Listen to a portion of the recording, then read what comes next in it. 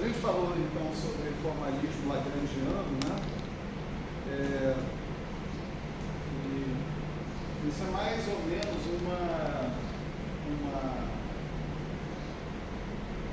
sugestão de que em algum momento a gente vai migrar para o formalismo newtoniano e procurar o operador hamiltoniano associado com esses sistemas, né? Que é um dos pontos cruciais para você fazer a quantização de uma certa teoria, né? Um certo sistema dinâmico.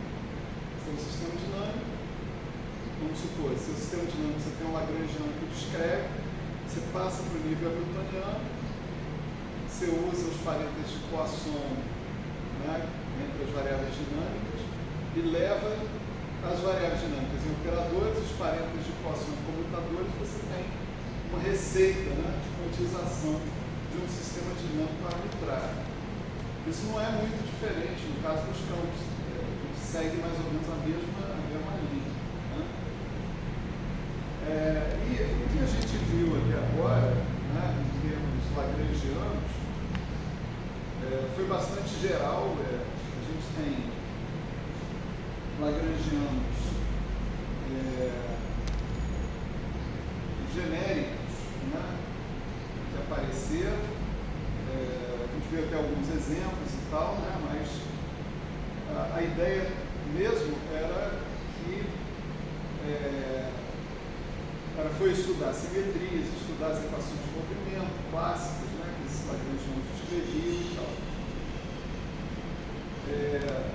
Quando você passa para a questão da quantização, né, você tem alguns desafios aí a serem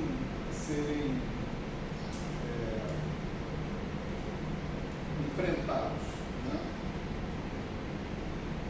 O primeiro desafio, né, é você descrever processos onde o número de partículas não se conserva, certo? A gente viu que isso lá na teoria de Dirac vai acontecer, né? Aquela história de mar de elétrons e tal, né? E elétron, buraco, papapá, né? Então isso vai acontecer. Isso não é consistente do ponto de vista de uma teoria quântica do mesmo nível da não relativista, onde o teu psi representa uma função de onda. Né? Você precisa de um outro formalismo onde o psi represente os graus de liberdade do seu sistema dinâmico. A gente chama isso de segunda quantização, como se você pegasse a função de onda e levasse ela no operador. Né? Esquece essa questão de função de onda. A função de onda já era. Né? Você vai continuar tendo estados físicos, etc. e tal, só que os operadores que representam os graus de liberdade do seu sistema vão ser campos, né? Essencialmente.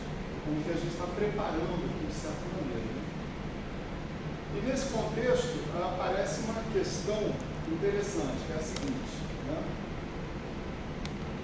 As equações lineares que a gente viu até agora, como por exemplo, a equação de Klein-Gordon, a equação de Dirac, né, elas vão ter origem em lagrangianos quadráticos. Né? Vou escrever essa ideia aqui. Né?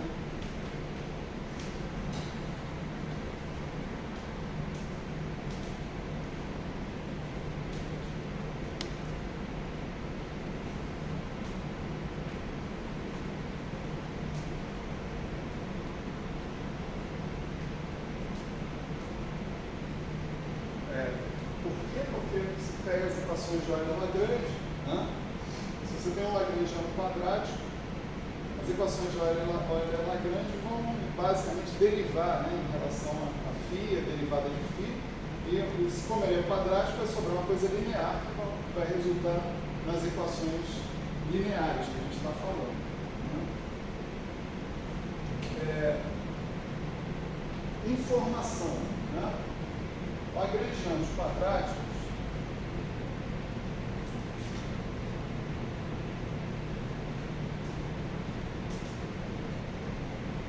resultam em hamiltonianos quadráticos.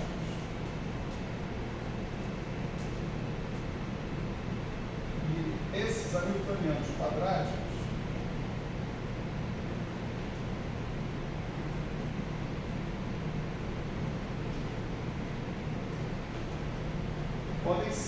gente pode mostrar isso, né? Eles são equivalentes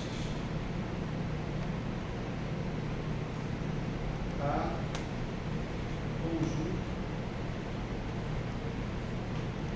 de infinitos osciladores harmônicos. Tá certo? Bom, legal, né? Quando eu quantizar, como eu sei quantizar um oscilador harmônico, eu sei quantizar infinitos osciladores harmônicos, né? É bom frisar aqui que eles são desacoplados, né? Em geral. Eu sei quantizar o número arbitrário de osciladores harmônicos, eu sei os autoestados desses osciladores harmônicos, né? E esses autoestados dos osciladores harmônicos desacoplados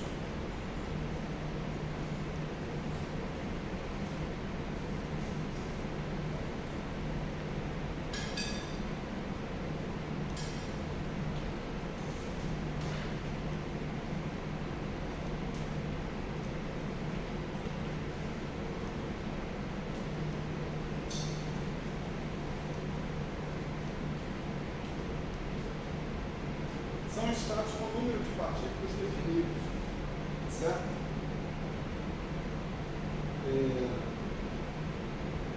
Você tem algumas maneiras diferentes de representar isso, né? Você poderia dizer o seguinte: eu tenho um estado de uma partícula desse tipo, duas partículas do outro tipo, três partículas de outro tipo, assim por diante, tá certo? Cada uma delas, cada subtipo desse representa um autoestado de um tipo de oscilador harmônico que aparece nessa representação dos campos, né? O ponto é o seguinte: esses estados, né, sendo autoestados do Hamiltoniano, né, se o Hamiltoniano é quadrático, etc. e tal, vamos chamar de H0, né? São estados estacionários, eles não evoluem no tempo, né? O estado estacionário, ele evolui no tempo simplesmente com a fase, que é a energia exponencial de I é V sobre H cortado, né? Então, se você deixa o tempo passar, a diferença entre o estado e o estado evoluído no tempo é só uma fase, então o estado não evolui, porque uma fase não nada não trivial, né? Então, se você partir de um Hamiltoniano quadrático, tá certo? Você vai conseguir estados com um número de partículas fixo no tempo. Essas partículas não vão mudar, nem vão mudar as propriedades dela, nem vão mudar os momentos dela, nem vai mudar nada. Essas partículas vão continuar existindo daquele jeito até o fim do tempo. Ou seja, não há uma situação de interação. Tá certo?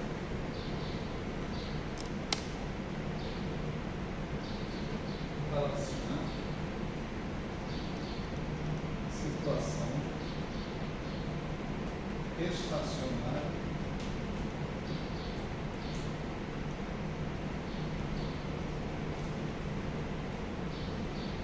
quando não há interação. Só que o mundo real é o mundo da interação, né? A gente precisa que as coisas interajam, né? Senão a nossa descrição do universo, né, da realidade está completamente prejudicada, né? Então, a partir de equações lineares e, portanto, de lagrangianos quadráticos, a gente não consegue interação, certo? Essa aula é meio diferente assim, mas eu acho que está legal, porque vai estruturando as coisas na cabeça, né? Vamos lá. Então eu não consigo interação dessa maneira. Então esses lagrangianos quadráticos que a gente viu até agora, né, exceção feita ao campo eletromagnético, que é um lagrangiano quadrático também, ou seja, tem termos dependentes do amigo, no máximo até segunda ordem, mas ele tem uma coisa a mais, ele tinha uma coisa a mais, ele tinha uma corrente externa, né, que você colocava um termo JMI, AMI. Esse JMI representava a corrente eletromagnética, que causava o campo eletromagnético. Por sua vez, não era causada pelo campo eletromagnético, ela era independente do campo eletromagnético, certo? Ela era uma corrente dada, né? Etc. Então, no caso do campo eletromagnético, a gente contornava esse negócio colocando uma corrente externa. A gente viu, quando a gente falou de simetrias, né, que você colocar uma corrente externa no seu lagrangiano, ou seja, colocar um termo no seu lagrangiano com dependência explícita da posição e do tempo, né, quebrava várias simetrias, a simetria de translações e, portanto, não havia conservação de energia e momento, né, quebrava a simetria de Lorentz, né, você precisava impor como é que essa corrente vai se transformar, né? Então, se você quer uma teoria onde todas as simetrias que você conhece sejam respeitadas, essa teoria tem que representar um sistema fechado.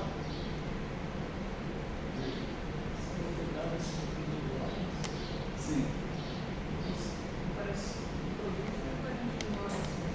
Certo, mas olha só. O que você tem que garantir aqui é que esse JMI é um padrão vetor.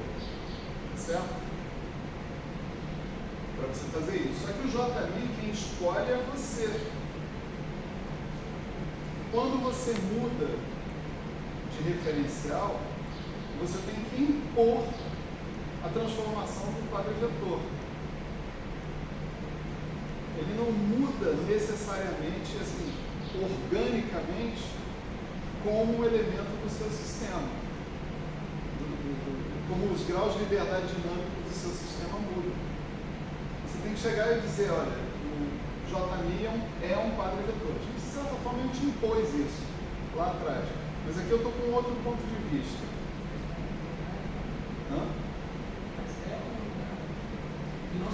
É que é o seguinte, o JMI, né, é um JMI de X. É uma certa função de X. Tá certo? O ponto é, se você deixa o JMI completamente arbitrário, você não tem como garantir que isso aqui seja um quadro vetor. Você quer que ele seja uma função de X muito específica, para que ele seja um quadro vetor. A ideia é que, se o JMI fosse uma função dos graus de liberdade do seu sistema, esses graus de liberdade sendo quadrivetores, isso iria implicar que o JMI também era um quadrivetor. Só que ele não é, ele é uma função genérica das coordenadas. Então você não pode garantir que o teu JMI é um quadrivetor. Eu estou falando do ponto de vista formal. Né? Então, lá no eletromagnetismo, a gente tinha uma teoria interagente porque a gente colocava uma corrente externa na jogada. Tá certo? Corrente externa que a gente impunha que ela se transformasse como um quadro vetor, mas essa é uma imposição meio arbitrária. Né? A ideia principal é a seguinte: se eu coloco uma corrente externa, eu estou falando de um sistema aberto. Estou falando de um sistema que está sob influência de coisas externas. Tá certo? Para eu ter simetria de translações, simetria de Lorentz, etc. e tal, o ideal era que eu tivesse um sistema fechado. Um sistema onde as únicas coisas que entrassem no lagrangiano fossem os graus de liberdade dinâmicos do sistema. E aí, a dinâmica desses graus de liberdade é que ia me dar a evolução do sistema e me dizer, respeitando as simetrias, e me dizer como é que o sistema funcionava. Mas esse Lagrange, esse campo externo, bota ele dentro do meu sistema, não bota pelo programa inicial, que eu estou considerando a interação? eu vou montar um novo sistema que vai se basear no Lagrangiano quadrático, e aí assim por diante não vai ter interação, aí a gente continua com o mesmo Sim, problema.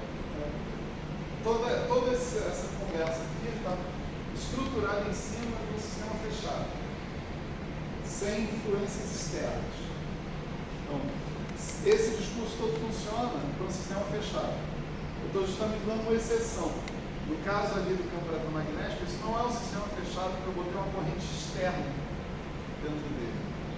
Mas aí não é o problema que você falou, que aí nosso sistema é pequeno, porque tem uma influência externa nele, e aí eu gostaria que tudo estivesse dentro de um sistema fechado para eu poder...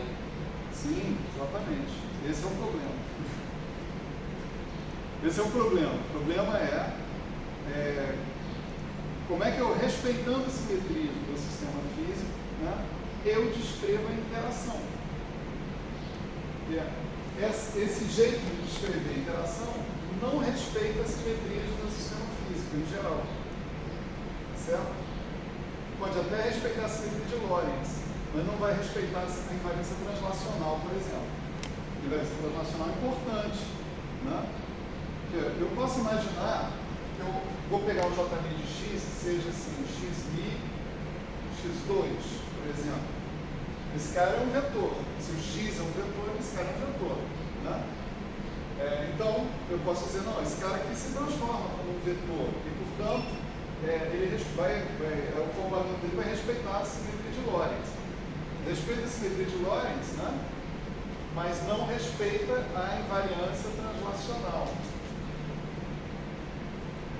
Por essa transformação aqui, esse cara não é invariante. Se não respeita a invariância translacional, você não tem conservação de energia, você não tem conservação de momento. Tá certo?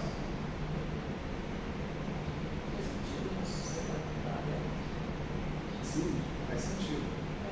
Faz sentido. Mas eu quero conservação de energia e momento. Eu quero simetria de translações. Por isso que eu vou abandonar isso. Essa é a ideia. Certo? Hã? Não, é isso mesmo, exatamente isso que você falou. Né? É um sistema aberto, né? Não tem simetria translacional, não tem conservação de energia, não tem conservação de momento. Isso não tem nenhuma surpresa nesse negócio. Só que a descrição que eu gostaria de fazer é uma descrição fundamental, onde todos os graus de liberdade que eu estou vendo no sistema são graus de liberdade dinâmicos, quânticos. Eu quero, nessa situação, ter conservação de energia e momento. E mais simetria de Lorentz, conservação de momento angular, etc. Né? Quero isso. Então, como é que eu faço? Né?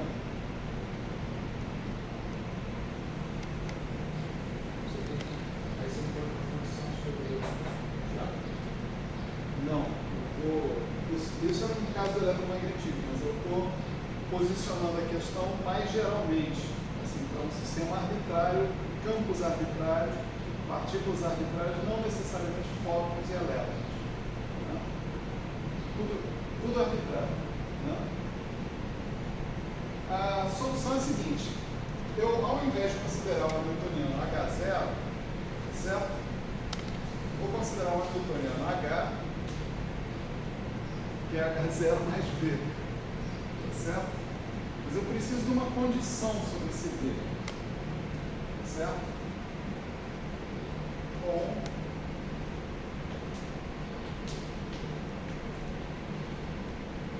comutador de H0 com V diferente de zero, certo? Isso é fundamental para que aconteça o seguinte: para que os autoestados do H0 não sejam autoestados do H.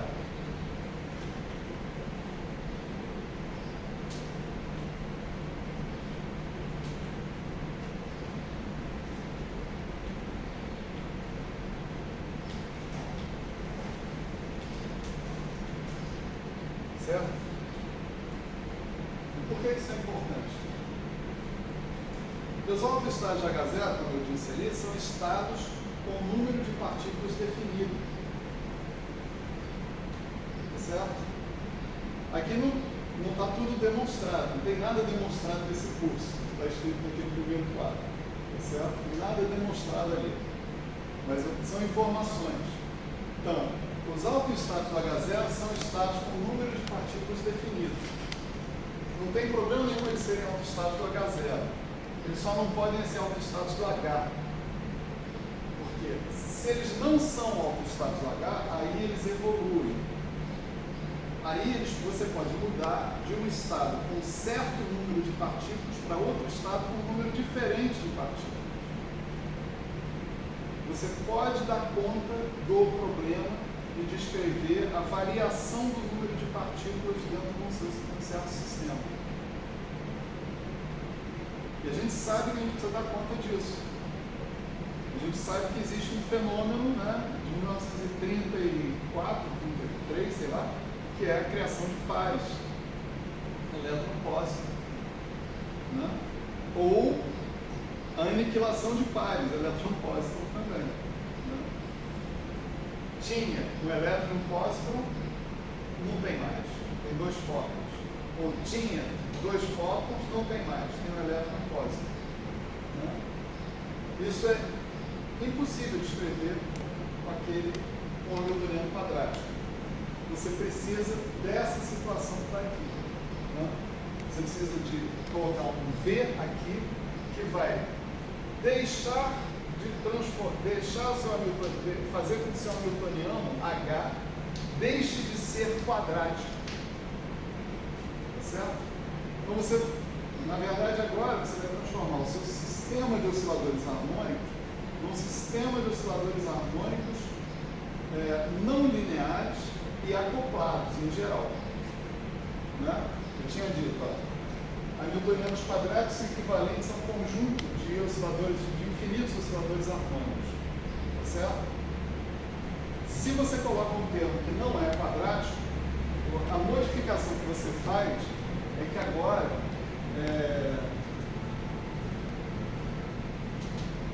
só um minutinho, gente.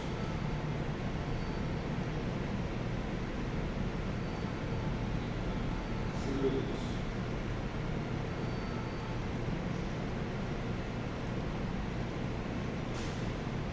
Marcelino. Não, peraí, essa eu tenho que atender, agora eu lembrei. Desculpa. Deixa eu falar lá fora, rapidinho, já volto. Desculpa aí. Oi, seu Elias. Tudo, estou dando aula, vai lá.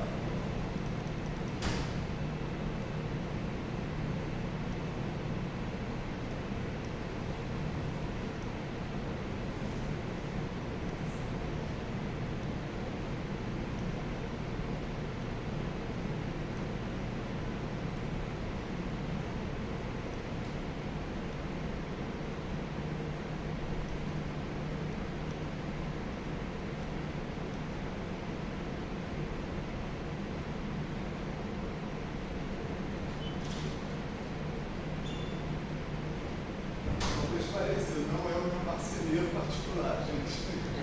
É o marceneiro do CBPF que está fazendo um trabalho para Cosmo. Aí eu lembrei que ele ia começar esse trabalho agora de manhã, né? Eu falei, pô, deu merda, né? Então deixa eu ver o que está acontecendo. O que eu ia escrever aqui? Vamos lembrar. Autoestados do H0 não são autoestados do H, né? E isso implica, né, que os autoestados de H0 evoluem no tempo. Ou seja, o número de partículas muda. Ou pode mudar, né, pelo menos. Tá certo? O que a gente precisa fazer?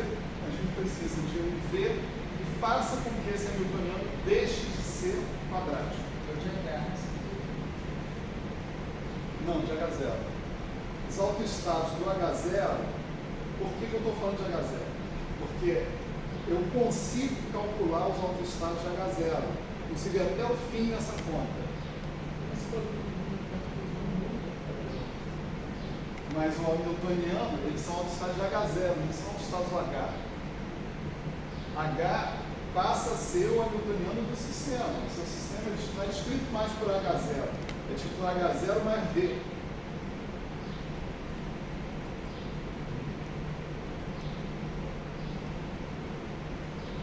Então, eu tinha um sistema de partículas que eu identifiquei como sendo um sistema de partículas livres. Mas eu quero fazer esse sistema de partículas interagir. Esse H0 vai descrever só um sistema de partículas livres. Eu preciso de um hamiltoniano que descreva a situação de interação também. A proposta é que esse hamiltoniano seja esse cara, mas tem algumas condições que tem que acontecer. Que o H seja H0 mais V e que esse H0 não comute com V. Se ele comutar com V, os autoestados do H0 mais V vão ser os mesmos autoestados do H0. Aí já era. Tá certo? Aí eu continuo na mesma situação do outro lado. Então, se ele não comuta, aí eu tenho certeza que os autoestados do H são diferentes dos autoestados do H0. Em particular, os autoestados do H0 vão evoluir no tempo agora. Quem é que ordena a evolução do tempo? Não é mais o H0, é o H. Então, como eles não são autoestados do H, eles vão evoluir no tempo. Ao evoluir no tempo, você ganha a possibilidade de ter transições. Você ter um estado com um certo número de partículas e ele for na evolução temporal, isso mudar para outro número de partículas. Tá certo?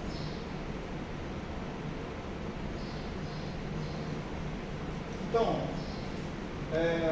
você consegue, essa situação que está aqui, né? Hipótese, né? V é mais que bilinear nos campos. Ou seja, é trilinear, quadrilinear, etc. Pode ter termos cúbicos, termos quádricos, termos químicos e assim por diante. Né? Com uma situação como essa, você vai ver que, vamos supor, como é que a gente vê essa coisa de ser equivalente a um número de osciladores harmônicos? Você faz uma mudança de coordenadas generalizadas e vai para A e a daga, né? Vamos dizer assim, operadores de criação e aniquilação. Então você vai ver ali que o seu hamiltoniano H0 ele é proporcional a uma soma de A daga A, tá certo? Então, cada um desses você sabe resolver o problema de um oscilador harmônico, você sabe resolver o problema de um número infinito de osciladores harmônicos, sem problema nenhum. Né? Aqui, quando você bota um V mais do que bilinear, é o equivalente a você colocar coisas do tipo A daga elevado a N, A elevado a M. Isso aí não comuta mais com o operador de número. Tá certo? Você colocar um termo não mais do que bilinear nos campos, te faz você satisfazer esse tipo de coisa. Você colocar um potencial, né, um V, um hamiltoniano de interação que não comuta com H0. Tudo isso, infelizmente, só dá para ser mostrado eficientemente dentro do contexto da teoria quântica de campos. Mas a gente precisa desse contexto para motivar o que vem agora. Tá certo? Tem uma teoria que, sei lá, há muita interação. Seria linear? Bem, eletromagnetismo. Você vai ver, hoje mesmo. Espero, não sei. Não, você vai ver. Interação. Quando eu falo trilinear, não precisa ser o mesmo campo. Você pode ter vários tipos de campos. E aí você tem 3 deles. Tá certo? Você monta uma interação que depende de 3 campos.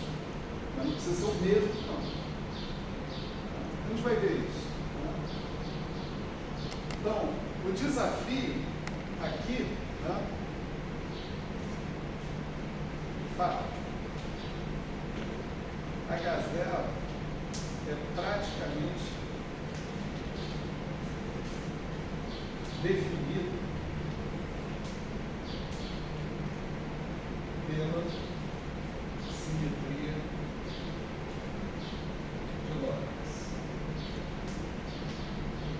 Certo?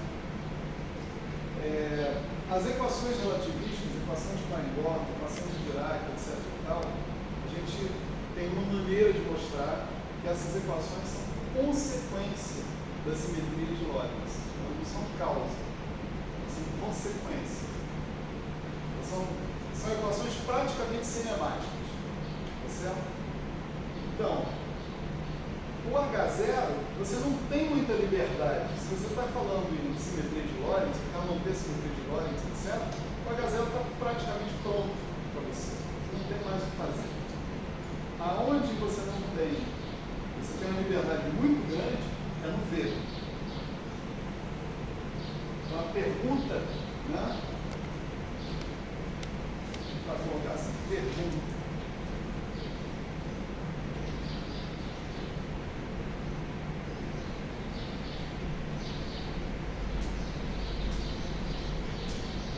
O que é V? Certo? Como é que eu proponho um V multilinear, em cada dependente quadrática, cúbica, quarticamente, quintuplamento, sextuplamento, os campos, não tem limite para isso. Já pode ser logaritmo dos campos, ser exponencial dos campos, pode ser tudo. O que é V? O que eu posso colocar como... Até agora, o guia para que a gente conseguisse propor lagrangianos, né, tinha sido as equações de movimento, né, lineares, e a gente viu que, por exemplo, para gerar a equação de Klein-Bort, né,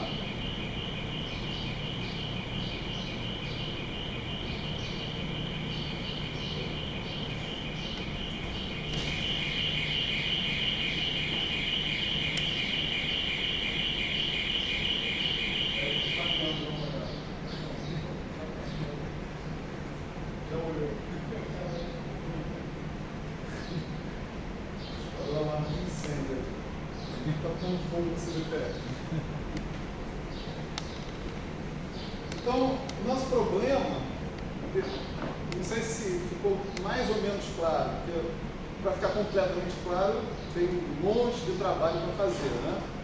Mas eu queria que ficasse mais ou menos claro o porquê que a gente está procurando tanto por um hamiltoniano de interação mais do que bilinear. Certo? Está procurando por isso. A gente tem uma motivação forte para fazer essa procura. Procurar um hamiltoniano de interação mais do que bilinear. Isso, senhores, né? E senhora, né? Senhoras, são dois meninos no curso, né? Então, senhores e senhoras, né? É um santo grau, né, da história. Saber quem é o V, né? O que é o V, como é que você vai montar o V, é uma coisa que você só tem um tipo de atitude. Você propõe, você verifica as consequências, vê que você propôs, e você vai na experiência e verifica se dá certo. Se bate com os dados experimentais.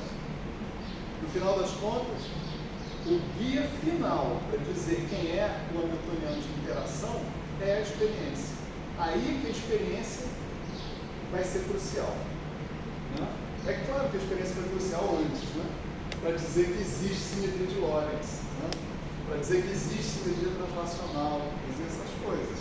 Aí você, com esses dados na cabeça, você consegue montar o H0. Ah, beleza. A experiência parece que já cumpriu o papel dela, não sei o quê. Não, ainda tem um papel muito forte para cumprir. O papel é o seguinte, ela é o juiz final. Você pode propor muitas vezes diferentes.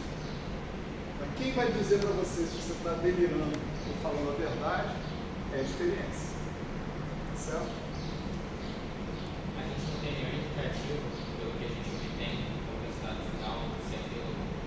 pode ou não ser realidade.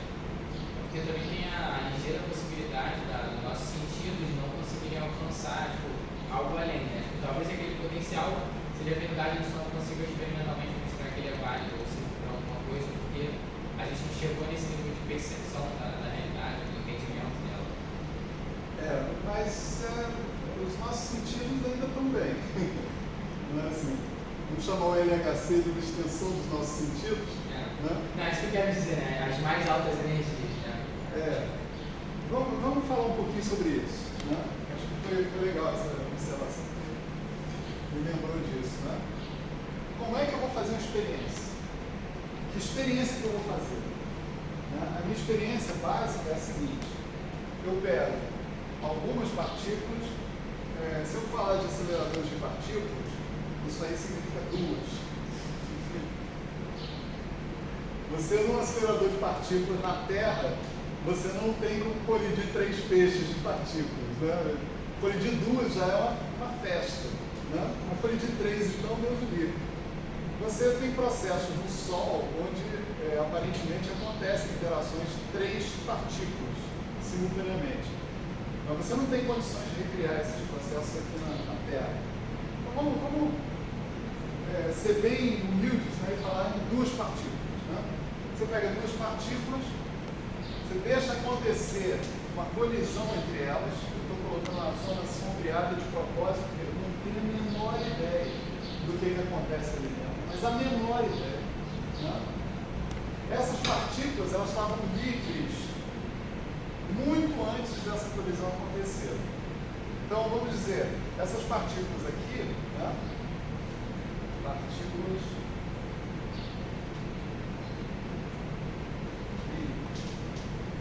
essas partículas eram descritas pelo H0.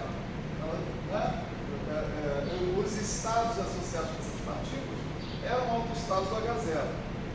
Aí acontece a colisão. O resultado dessa colisão, sei lá o que é também, não tem como prever o que vai acontecer. O que eu posso prever? Eu, ser quântico. Né?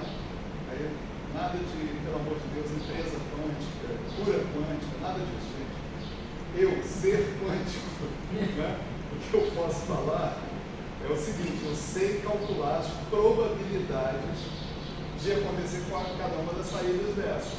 É isso que eu sei, é o máximo que eu sei. Né? O que vai acontecer de fato, dado uma colisão, eu não sei, não tenho a menor ideia. Né? Então, vão sair aqui um certo conjunto de partículas, e lá, muito depois que a colisão aconteceu, essas partículas estão todas livres, né? Então elas vão ser partículas livres de novo. E, portanto, vão ser autoestados do H0. Então, o meu problema é saber qual é a probabilidade de transição de um estado de partículas livres evoluindo pela hamiltoniana H e produzindo, no futuro, outro conjunto de partículas livres. Tá certo? Vamos supor que esse aqui é um estado alfa, esse aqui é um estado beta, né? O que eu tenho que calcular é essa amplitude de probabilidade, que em princípio é chamada de matriz S. Tá certo?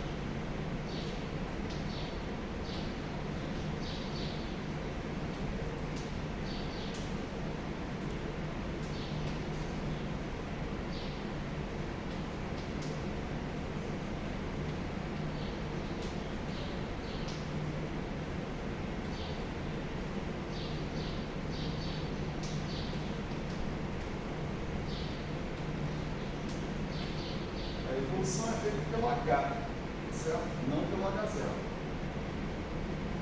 Justamente isso torna possível que eu tendo um estado aqui de 2 partículas, eu possa vir a ter um estado de 4, 5, 6 partículas. Tá certo?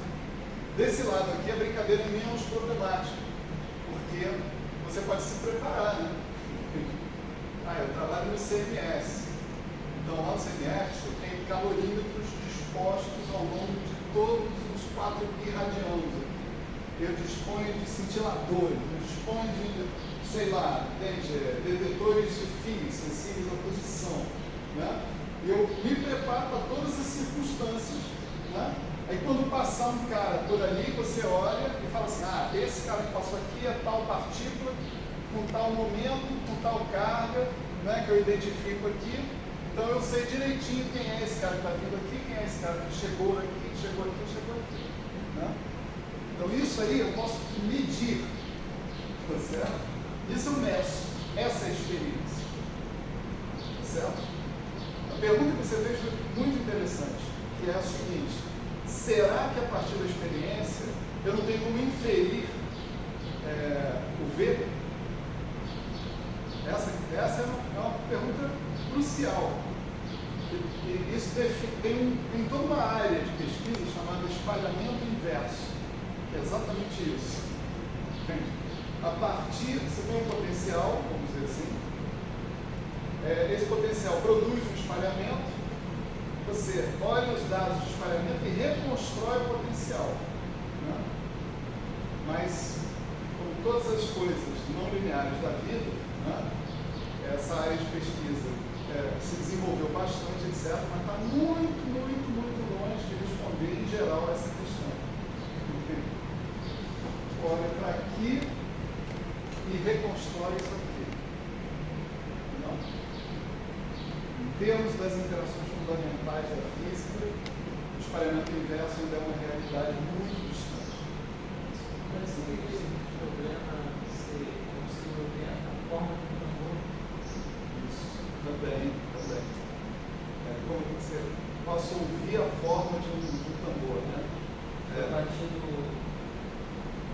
som, né, do espectro, você consegue os modos. Até a forma dos modos você consegue.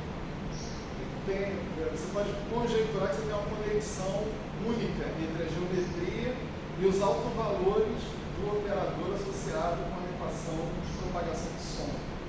Parece que mostraram que não. Mostraram que não. Tem duas formas realmente bizarras, capazes de mostrar que tem o mesmo espectro. Vamos dizer assim, você não tem uma resposta única. Né? Parece que são duas formas muito estranhas. Mas, de qualquer forma, mesmo não tendo uma resposta única, você fez um progresso danado. Você disse que tem duas formas possíveis que produzem o mesmo som. É uma prova de comparação, talvez tenha outras. Entre dois infinitos, já dizia Isaac Asimov, né? Nada tem sentido. Mas é uma prova. Entre um e infinito, nada tem sentido. Se tem dois, é porque tem três, tem quatro, tem cinco.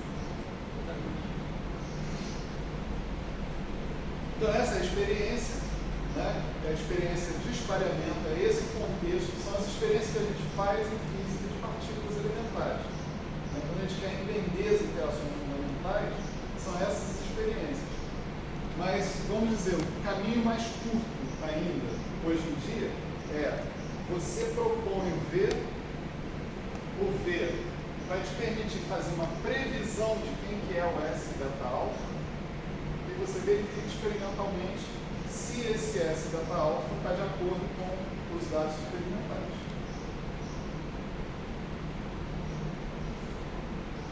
Aí, teve uma vez que eu dei esse curso, né, sei lá quando, cara, deve fazer uns 20, 30 anos de fato, que tinha um aluno, ele já era de mais idade um pouco, né? Mas ele era engraçado, assim, um cara do Maranhão, né, do interior do Maranhão, ele tinha umas imagens na cabeça muito interessantes, né? Aí eu descrevi isso para ele, né? Para toda a turma, né? E ele fez um comentário: isso parece você fazer uma casa de boneca com facão. É uma observação muito inteligente, né? Porque você tem exatamente um instrumento inadequado para fazer a casa de boneca. A casa de boneca é um negócio delicado, cheio de detalhes, cheio de probleminha e tal, não sei o quê. Você vai usar um facão para fazer isso? Então, o que você está fazendo aqui é mais ou menos isso, fazer uma casa de boneca com facão. Né? Você faz as coisas colidirem, né? Você destrói coisas, sei lá, né? Para você olhar o que dá no final e ter uma ideia do potencial, né? Da energia de newtoniana de interação, que é a casa de boneco. É uma coisa sensível, né? Isso aqui eu nunca esqueço isso. Mas enfim. Então o nosso problema é encontrar um V, tá certo? Encontrar um V. Dado aí o sistema físico, etc. e tal, como é que encontra um V? Em geral, né, encontrar um V pode ser uma questão desesperadora. Você propõe um V, faz experiência. Propõe outro V, faz outra experiência. Propõe outro V, faz outra experiência. Né? Então, algumas pessoas começaram a pensar que talvez tenha uma maneira mais sistemática de você encontrar o V se você usar ou partir da questão das simetrias. Certo? Mais uma vez, simetrias por trás da história. Né? Vamos dar um exemplo dessa ideia, né? Partindo de uma equação bem conhecida da gente, né? Que é a equação de Klein-Gordon.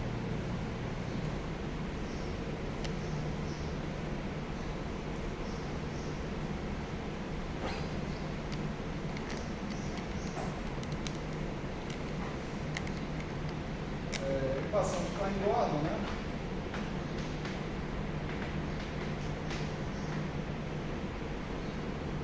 Ela está associada, em princípio, com um campo escalar, né?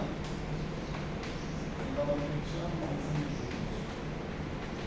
φ igual a zero. Você tem o Lagrangiano também, né? Que gera esse campo escalar, né?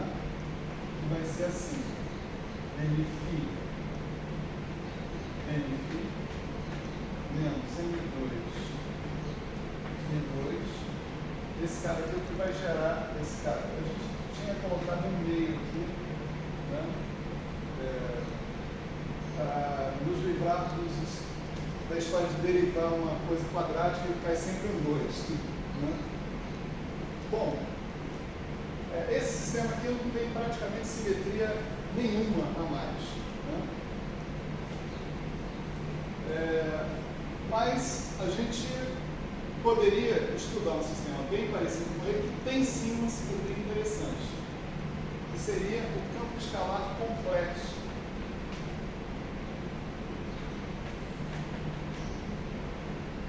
Como agora você tem dois caras, φ e estrela, que são independentes entre si, você não vai ter mais esse meio quando você derivar a Lagrangiana em relação a φ, né? Você vai ter uma equação para φ estrela.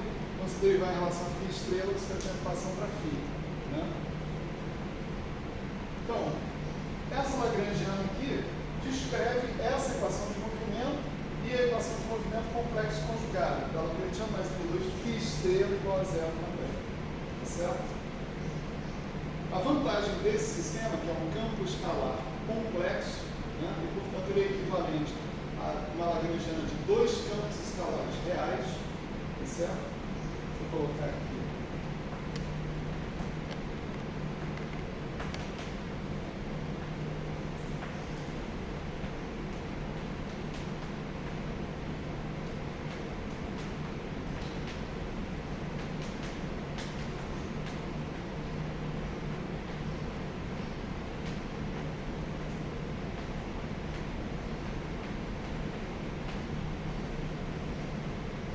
Escrever, né?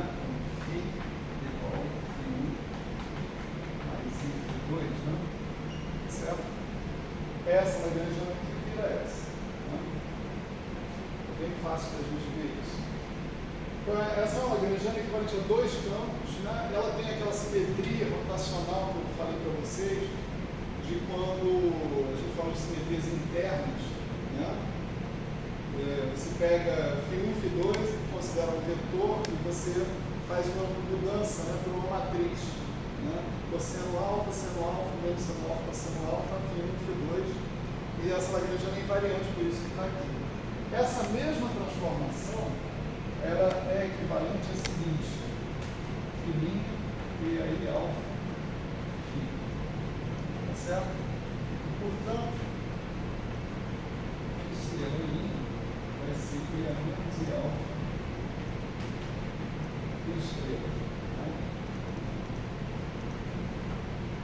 E essa invariância é condicionada a esse alfa não ser uma função de x, esse alfa ser um número, um parâmetro global, certo? Então você tem essa invariância dessa lagrangiana. Então essa lagrangiana, a lagrangiana quadrática, o que ela vai me produzir é uma equação de Poisson e mais nada. Então ela tem todos os defeitos que eu apontei antes em relação à questão da interação. Ela não é capaz de descrever uma situação de interação. Como é que ela poderia ser capaz de descrever uma situação de interação? Né?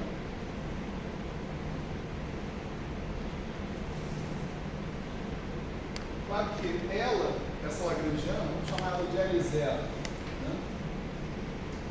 Ela tem que ser trocada por uma outra lagrangiana. Né? L0 vai dar origem a H0. Né? Eu tenho que trocar essa lagrangiana por outra lagrangiana para que ela consiga descrever a situação de interação. Tá certo? Eu sei que esse L0 não é simétrico por essa transformação se dm-alfa for diferente de zero. Ou seja, se alfa for alfa de x. É fácil ver, né? Faz o filhinho exponencial de alfa φ, dmi filhinha, né? Vai ter um pedaço do dmi, vai passar por cima do alfa e atuar no φ, porque nesse sentido, esse pedaço se comporta do mesmo jeito que nessa transformação global, mas vai ter outro termo nessa derivada que vai derivar exponencial de I alfa. E vai aparecer com dmi alfa no meio da história. Esse termo vai produzir alguém que não é invariante. Certo? Então, a proposta aqui vai ser a seguinte. Que lagrangiano, ponto B, uma lagrangiana,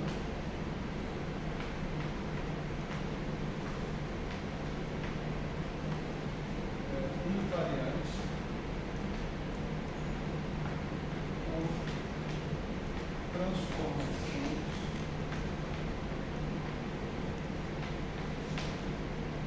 locais significa dm alfa diferente de zero. Né? Então, da onde saiu essa ideia? Né? Essa ideia saiu do eletromagnetismo. Né? Lá no eletromagnetismo, né, as pessoas identificaram que você tinha simetria de calibre. Né? E quando as pessoas tentaram estender o eletromagnetismo para incluir as cargas como parte dos graus de liberdade do ecossistema, elas verificaram que essas cargas também tinham que se transformar por transformações de calibre locais.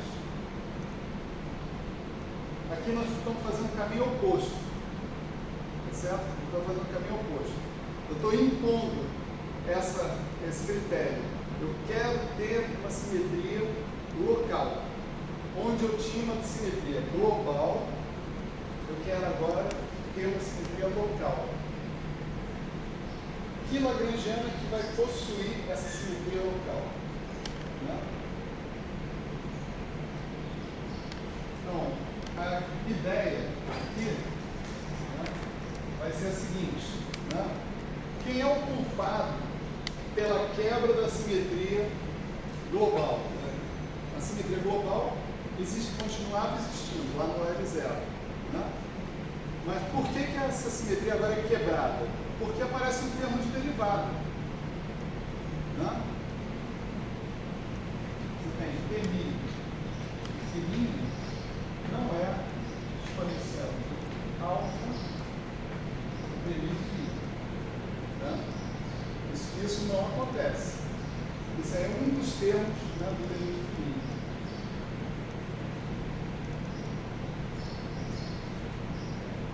Então,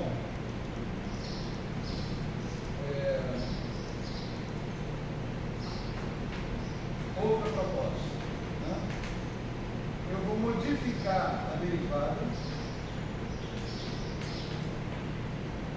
dele. De modo que essa derivada modificada, e agora eu estou botando linha aqui em tudo, porque nessa modificação vai ter coisas que vão poder eventualmente se transformar, esse cara funcione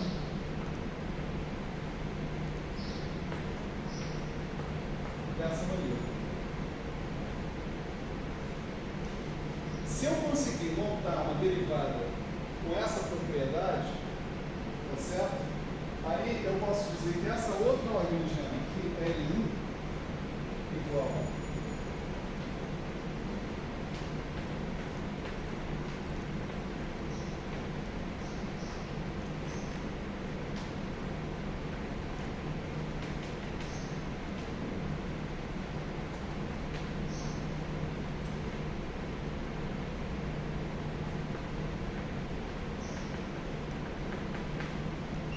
ela é invariante para o alfa sendo local, sendo um alfa x. Certo?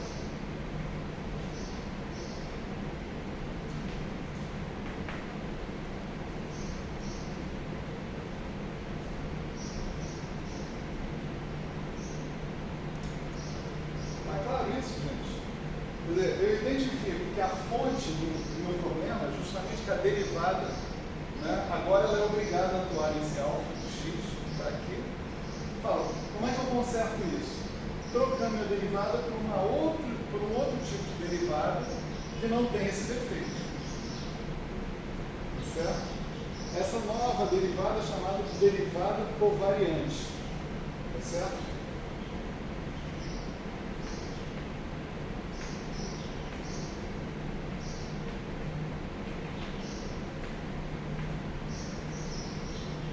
Não é preciso, né, para quem tem familiaridade com a gravitação, né, você pode perceber que isso tem tudo a ver com o que é feito lá na gravitação.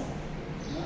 Na gravitação, agora o teu problema é comparar campos, né, vetoriais, vamos supor, mas de ordem arbitrária, em pontos diferentes do espaço-tempo, só que o seu espaço-tempo é curvo. E como é que você define vetores no espaço-tempo curvo?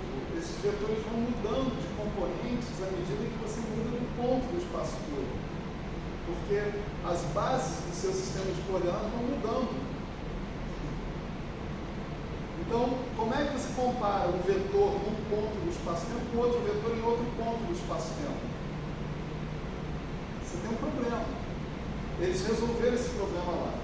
Eles arrumaram uma derivada covariante que faz exatamente essa situação, essa coisa. Certo? Então, essa solução também é inspirada em outra coisa, que é a relatividade geral. Né? E tem um contexto matemático também, que é o contexto da teoria dos fibrados, né?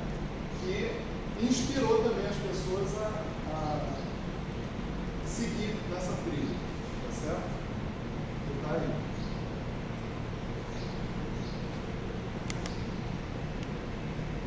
A pergunta é a seguinte: quem é essa derivada nova aí? Como é que eu proponho uma derivada nova?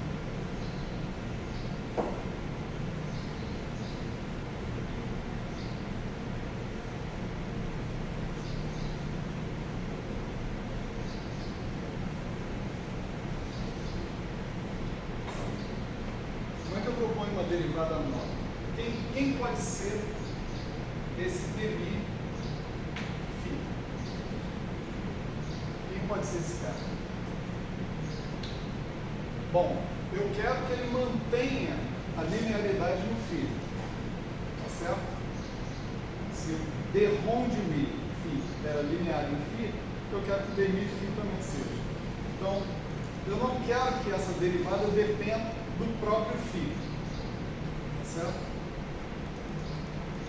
Eu também quero que, de alguma maneira, essa derivada seja construída a partir da derivada convencional, de modo que a situação onde tem assimetria global continua existindo.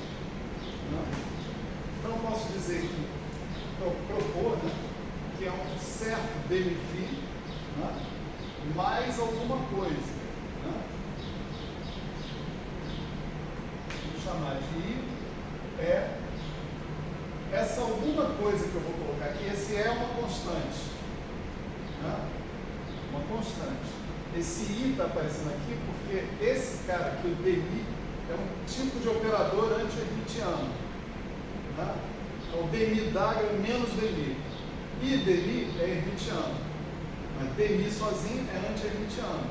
Então, se esse cara é anti-hermitiano, esse pedaço da derivada covariante também vai ter que ser anti-hermitiano, para que a derivada covariante tenha um caráter único, ou de hermitiano ou de anti-hermitiano. Então, I, uma constante, tem liberdade de adicionar essa constante, é alguma coisa que vai carregar o índice μ. Né? A coisa mais simples que eu posso pensar é o campo vetorial. Tá certo? E para que ele continue sendo linear em φ, isso aqui tem que ser proporcional a φ também. Aqui. Certo? Se eu quiser, eu posso escrever isso assim, né? Demi mais I é a μ. Isso é uma proposta. Essa é a proposta 1. Essa é a proposta 2. Essa é a proposta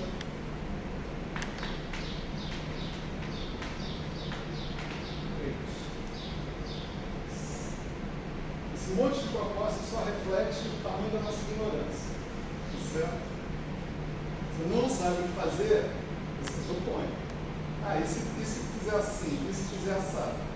Vocês devem conhecer muito bem esse processo. Né? Mesmo sendo pessoas que estão iniciando a carreira, né? Vocês já viram, né, que nada dá certo se você não chutar um pouco. Né? Se você não for um pouco para frente e der alguns palpites que você espera que sejam os mais razoáveis possíveis. Né? O defeito é você acreditar demais nos seus palpites. Só isso. Você tem que manter sempre o senso crítico. Né? Então, a gente está fazendo uma proposta para essa derivada que está aqui, mas essa proposta ainda não resolve essa coisa aqui. Ó. Essa é a condição que essa derivada tem que satisfazer.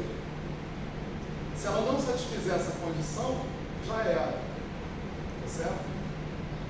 Você vê que eu botei essa linha aqui de fora de propósito, porque dentro do demi eu imaginei que pudesse ter mais alguma coisa que por sua vez também tivesse se transformado.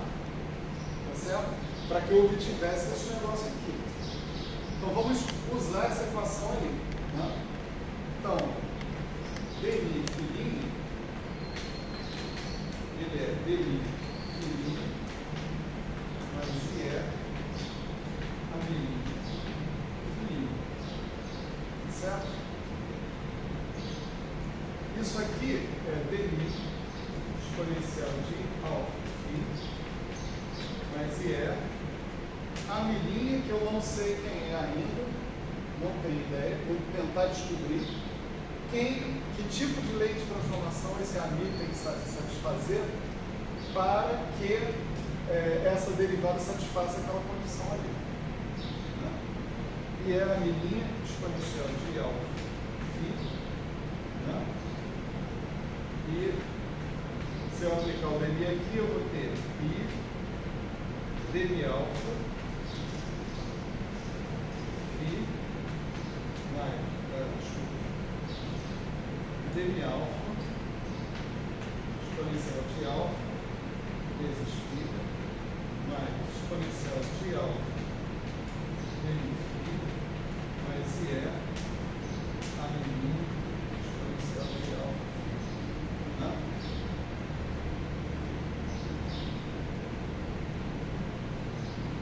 E isso aqui tem que ser igual a exponencial de alfa vezes dmi φ, por hipótese. Né?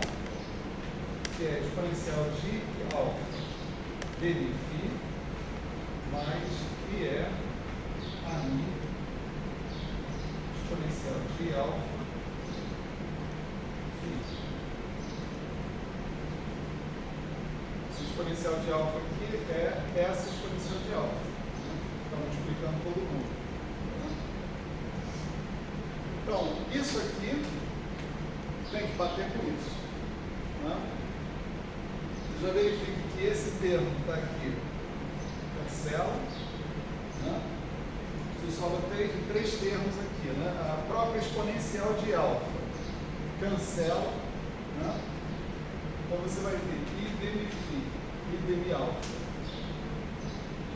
mais que é a mim vai ter que ser igual a que é a mim. Divide tudo por IE, passa esse cara para o outro lado, você vai ter que o aminim vai ser AMI menos 1 sobre E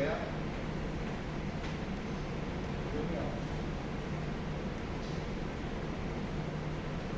Então, se você fizer esse conjunto de 3 transformações, a mirinha trará filinha exponencial de alfa de x, φ estrela linha exponencial de menos I alfa de x, φ estrela. Esse conjunto de 3 transformações, tá certo? Faz com que essa regra aqui seja satisfeita. A simetria, ela não é só do conjunto de graus de liberdade originais, φ e φ estrela.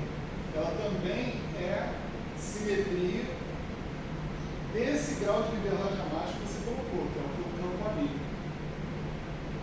Certo? Você tem que incluir ele nas regras de transformação. Então, essa é a transformação de simetria que aquela teoria que está ali tem que ter. Vamos olhar explicitamente, o que é isso?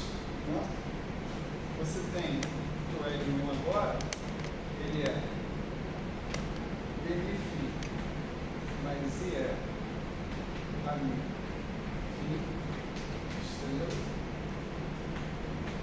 dm φ mais I é a mim φ. Esse é o dm φ estrela, dm φ, menos M2 estrela φ. Então isso aqui dá dm φ estrela dm φ menos M2 estrela φ. Eu de propósito peguei os caras que caracterizam L0 e botei todos juntos já. Tá certo? É esse vezes esse, mais esse cara que está aqui. Mais I é a mim. Estou supondo, para manter o caráter anti-hermitiano, eu botei um I. Então estou supondo que esse amigo é real. Tá certo? Se ele for complexo, ou tiver um complexo conjugado, o caráter desse termo aqui é diferente do caráter desse. Tá certo? Então ele tem que ser real. Então, I é a mim, aí eu vou ter φ estrela, dm φ, menos, porque tem uma estrela aqui, vai dar um menos aqui, menos, que é mais, dm estrela vezes φ. Esse é esse vezes esse, mais esse vezes esse. E tem o último termo, que é menos é 2 a mim estrela, certo? Então o que eu obtive é a Lagrangiana L0 menos I é a mim estrela dm φ menos Demi Φ estrela vezes Φ menos E2 a Mi estrela. Olha que interessante, né? Levando em consideração esse novo campo ali como um grau de liberdade dinâmica do meu sistema, eu estou pensando nele como um campo externo. Estou pensando em considerá-lo como um grau de liberdade dinâmica, ou seja, vai ter equações de Euler-Lagrange associadas com ele também, certo?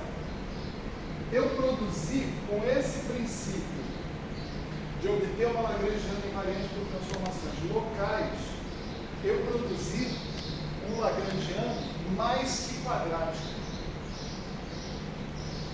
Eu produzi um Lagrangiano que tem termos cúbicos, olha aqui, exemplo de termo cúbico,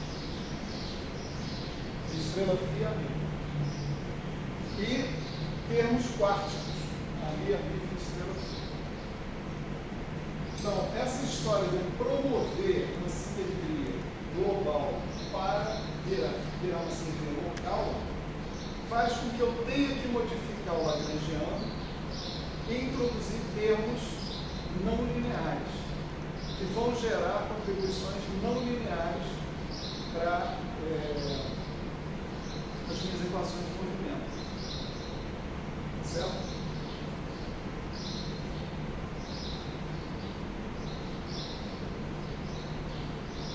Como é que vão ser as equações de movimento modificadas, né, desse Lagrangiano aqui?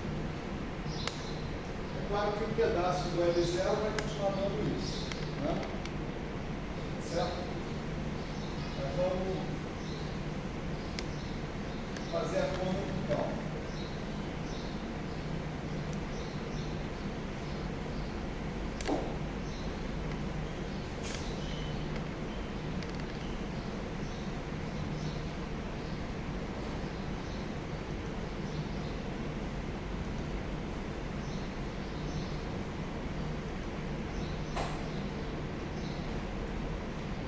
Então, por exemplo, eu vou calcular as equações de movimento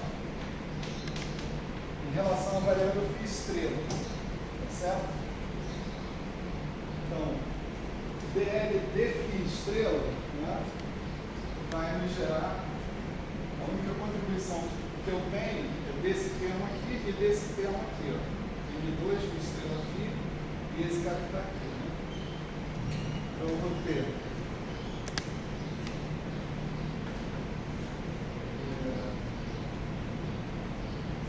menos M2 Φ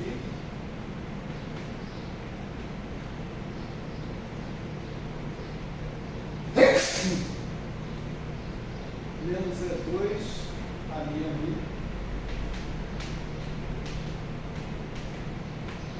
Φ. Isso é porque eu estou derivando em relação a Φ estrela, né? Estou derivando em relação a Φ e dá tudo em complexo conjugado, né? E o dl de Φ estrela, né? Isso e vai dar o seguinte, porque derivar em relação a dmi Φ estrela vai dar o dmi Φ, né?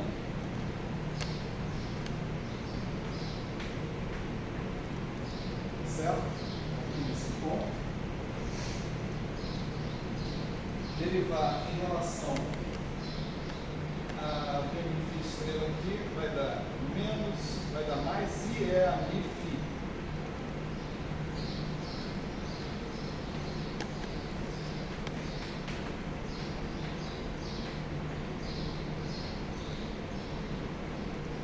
Certo? Isso aqui eu posso resumir, né, como sendo dmi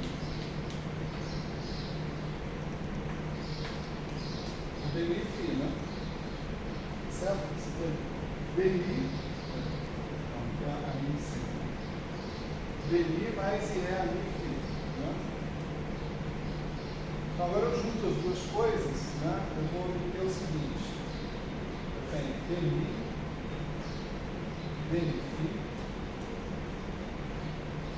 mais M2φ mais P2 φ, né? Igual a zero. Certo?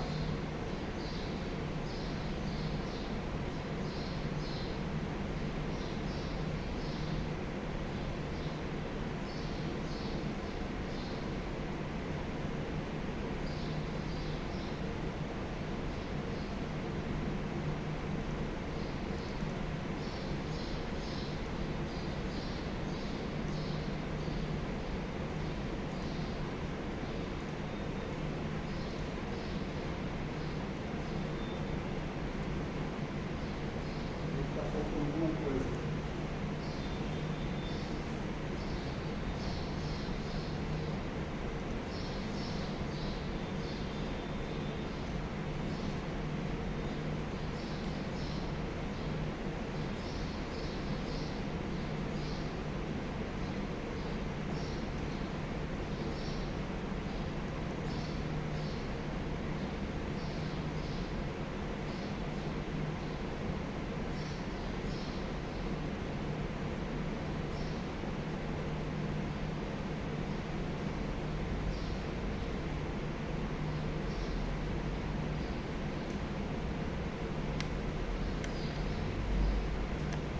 Perdão, faltou uma derivada em relação a φ estrela, que eu ignorei. Eu derivei em relação a φ estrela só esse termo e esse. Ó. Esse e esse. Mas eu tenho a dependência de φ estrela aqui. Certo? Ela menos I é a mi, B, mi, φ.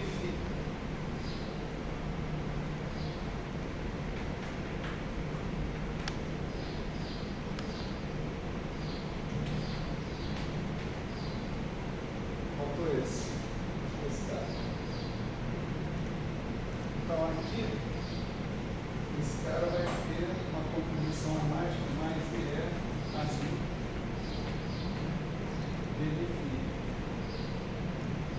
Isso igual a zero. Agora, eu posso pegar esse termo e esse termo e juntar esses dois caras, né?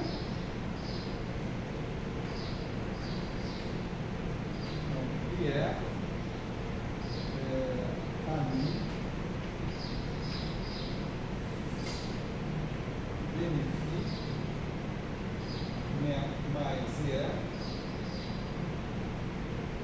menos é a mi φ. Certo? E é menos é vai dar mais é 2. A mi,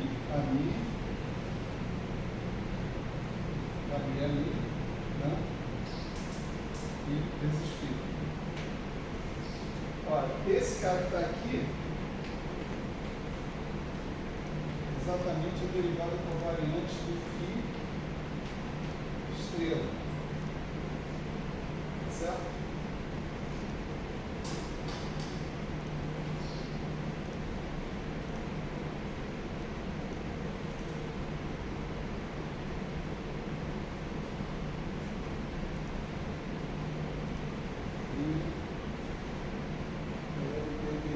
Estrela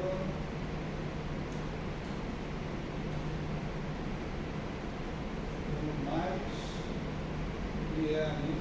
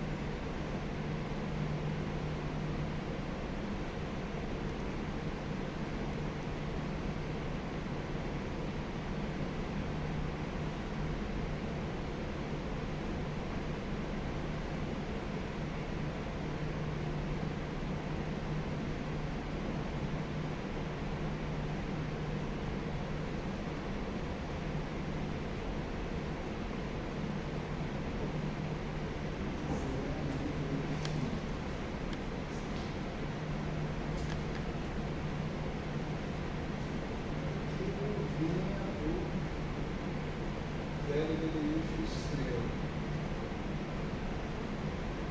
DL, DDI, φ estrela. Isso aí é um sinal de mais aqui.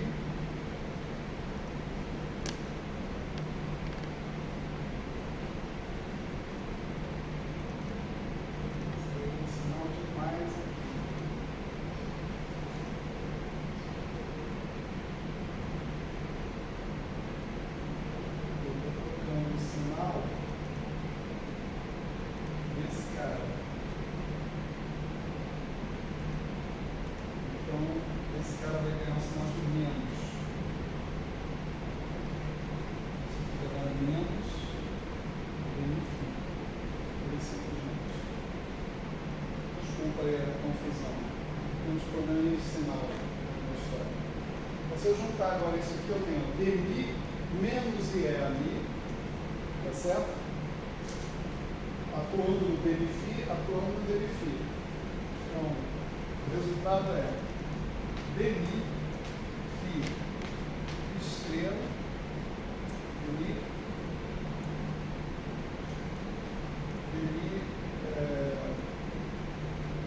estrela, DMI, φ, mais N2, φ,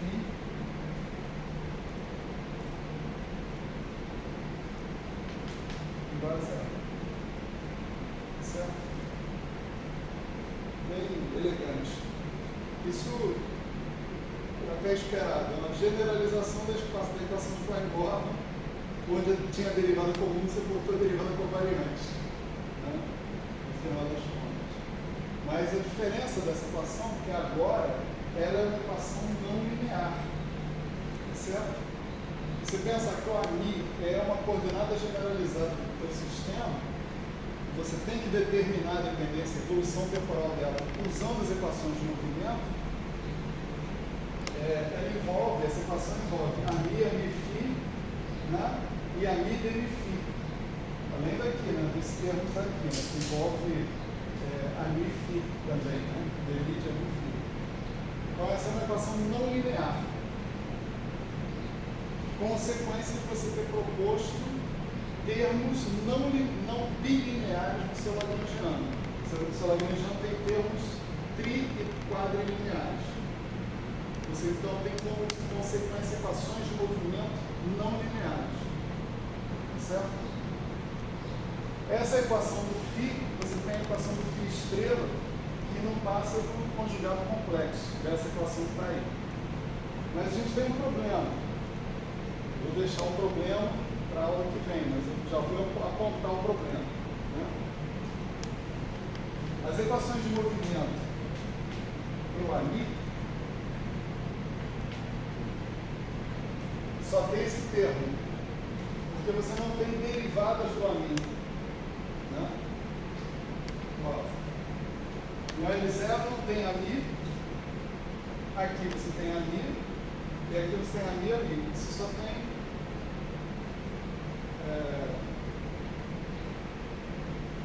tem o próprio campo ali, você não tem derivadas dele. Então a equação de Euler Lagrange para ele é só dl dAmi igual a zero. E quanto dá esse dl dAmi? Ele dá menos IEAMI menos IE dele estrela.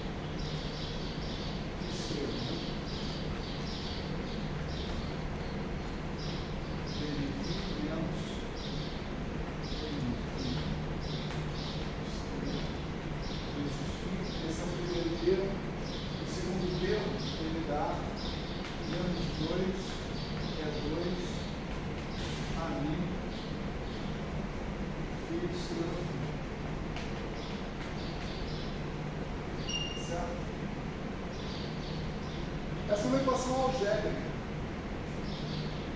O princípio determina o AMI em termos do φ estrela e do φ, direto. Né? Significa o seguinte, que o seu AMI é igual a IE sobre 2, é 2, 1 sobre 2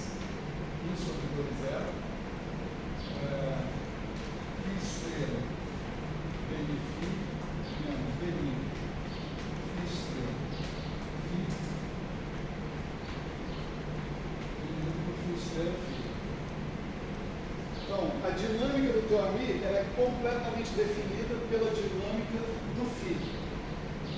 A dinâmica do φ, por sua vez, envolve o AMI.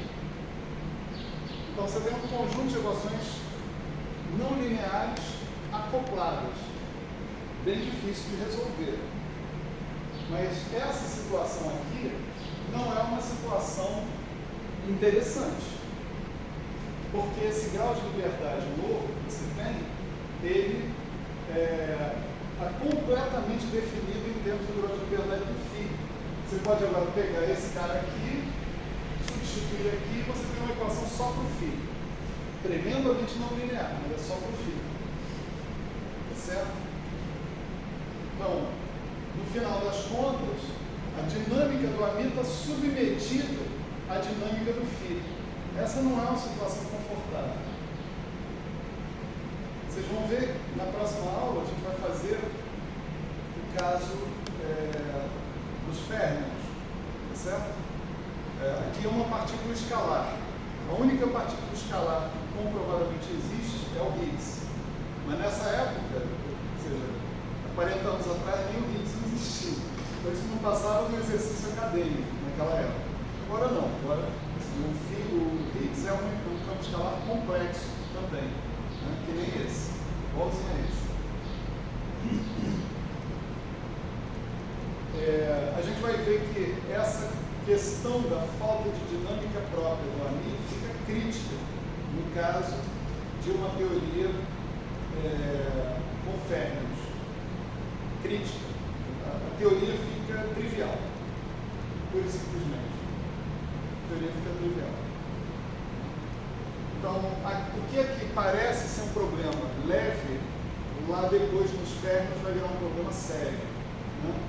E a gente vai ter uma solução para esse problema também, certo? Uma ideia para resolver esse problema. Um comentário final aqui é o seguinte, que essa lei de transformação aqui é exatamente a lei de transformação potencial eletromagnética por transformação de calibre, certo? Então a gente pode dizer que é uma maneira teórica de falar, né, que impor que uma simetria local global vire uma simetria local implica na imposição da simetria de calibre sobre esse sistema. Tá certo? A simetria de calibre dos campos eletromagnéticos, do campo eletromagnético em particular, ela é uma consequência da imposição de uma simetria local a partir de uma simetria global. Então, eu tirei a interação eletromagnética de um princípio relacionado com a simetria. Falei, eu quero transformar uma simetria global numa simetria local. O que eu ganhei? A interação eletromagnética. Eu estou identificando esse cara que se transforma dessa forma com o potencial eletromagnético. Certo? Isso é claro que é uma identificação fenomenológica. Por exemplo, no modelo padrão, na fase de simetria não quebrada, tem um cara que se transforma dessa forma e não está relacionado com o campo eletromagnético. A simetria em questão é o 1 também, é a mesma coisa, a simetria de fase também, só que é de hipercarga. Você associa com hipercarga esse cara que está aí, certo? Esse potencial, esse AMI, né, que aparece lá. Depois, quando a simetria quebra, o único cara que vai sobrar é um cara assim que se transforma desse jeito, e esse sim é que é identificado com o fóton, com o campo eletromagnético. Certo? Mas nesse momento aqui, dizer que isso aqui é um campo eletromagnético é um exercício de boa vontade. Certo? E quem pode dizer qualquer coisa é a experiência, é a fenomenologia, no final das contas. Então, moral dessa aula de hoje, né? Vamos só resumir isso aqui, né? Para deixar as coisas claras. Né? eu procurei motivar vocês quanto a uma estratégia, não é que ninguém é obrigado a fazer isso, né? A estratégia é a de conseguir uma descrição de processos onde o número de partículas não se conserva, porque a gente sabe que na natureza existem esses processos, então a gente precisa ter uma descrição teórica desse processo. Eu disse para vocês que isso estava relacionado a vocês proporem termos de interação para o seu lagrangiano que fossem mais do que quadráticos, certo? A gente conseguiria obter processos de interação, processos onde o número de partículas variava, se a gente tivesse termos no lagrangiano que fossem mais do que quadráticos. E aí a gente propôs uma estratégia para obter termos mais que quadráticos. E essa estratégia foi baseada na transformação de uma simetria global já existente numa simetria local. Certo? A gente foi bem sucedido. A gente conseguiu termos de interação mais do que quadráticos. A gente ainda tem umas questões para resolver em relação a isso, mas no geral a ideia foi boa, foi bem sucedida. Certo? Então, da próxima vez a gente vai fazer isso também para o eletromagnetismo, tá certo? Desculpa, também para elétrons, tá certo? Vamos pensar em elétron. Então, eu tenho uma partícula aqui que se chama elétron. Como é que eu descrevo essa partícula? Equação de Dirac. Qual é a lagrangiana que descreve a equação de Dirac? Né? Vamos botar essa lagrangiana. Tem alguma simetria global nessa lagrangiana? Ah, tem. Então vamos transformar ela numa simetria local. E vamos ver o que dá. Resposta. O que dá? O eletromagnetismo. Tá certo? É isso que dá. Né? E é por isso que a gente confia tanto, né, nessa hipótese de transformar simetrias globais em simetrias locais. Certo? Mas isso é cenas do próximo capítulo.